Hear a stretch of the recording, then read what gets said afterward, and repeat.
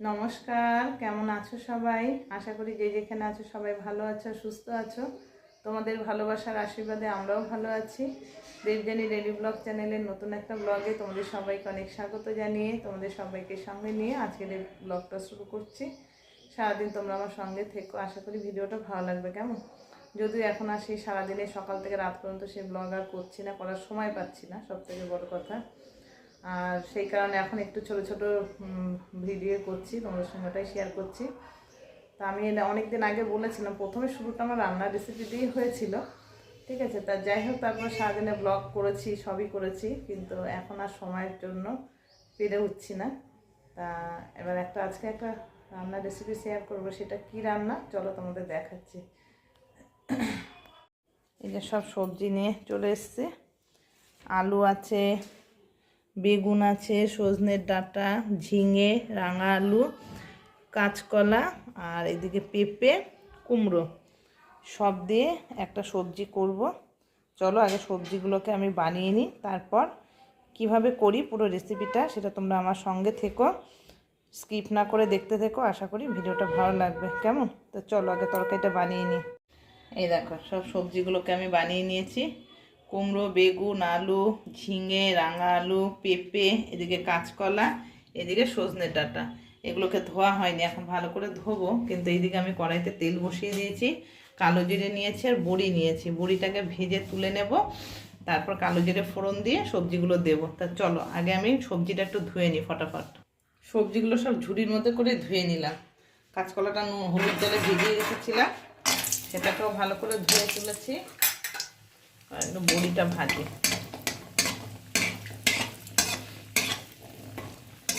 সজনে ডাঁটার এই তরকারিটা না খেতে যেমন টেস্ট হয়, তেমনি খাওয়াটাও খুব ভালো, উপকার আর কি।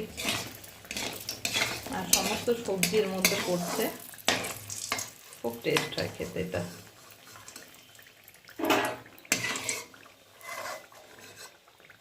অনেকটা বেলা হয়ে গেছে, সকাল থেকে সব রান্না হলো, খাওয়া হলো, তারপরে এতগুলো সবজি ধরো বানিয়ে গুছিয়ে নিতেও তো সময়ের ব্যাপার না, সেই কারণে আরও দেরিটা হয়ে গেল। আমি এখনও খাইনি, খিদেও পেয়ে গেছে। এবার কালো জিরেটা ফোড়ন দিয়ে দিলাম, সবজিগুলো এবার সব দিয়ে দেবো।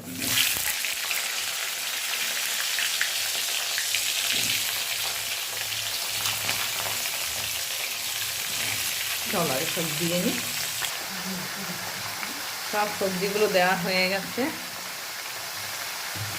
নুন হলুদ দিয়ে দিতে হবে এবার পরিমাণ মতো। আর 5-6টা কাঁচা লঙ্কা ছিঁড়ে রেখে একটু দিয়ে দিলাম, নুনটা দেবো।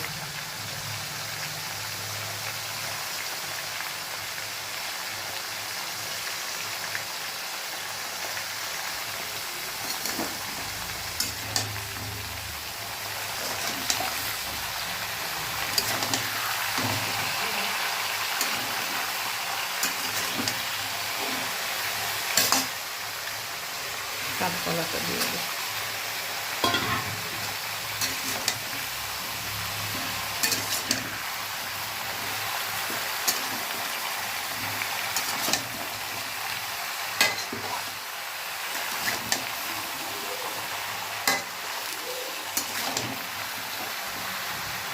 দেখতে এখন এক করা, এরপর দেখো এগুলো পুরো মজে যাবে। ঢেকে ঢেকে রান্না করবো, তারপর কোথায় দাঁড়াবে দেখবা।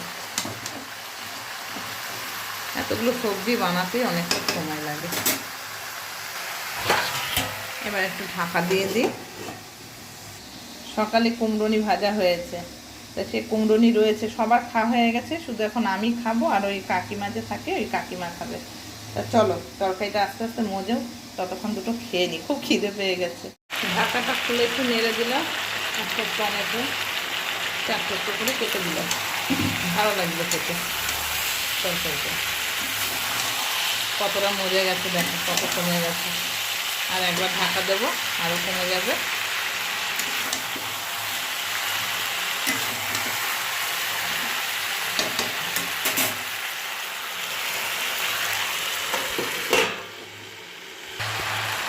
তরকারি একদম মজে গেছে। বড়িগুলোকে এবার একটু ভেঙে দিয়ে দিলাম।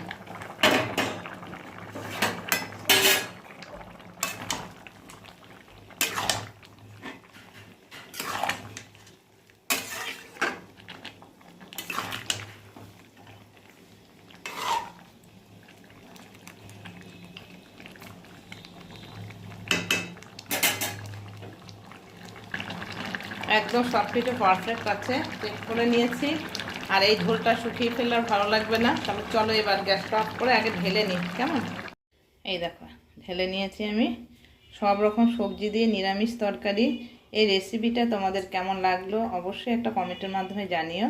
ভালো লাগলে একটা লাইক করে দিও।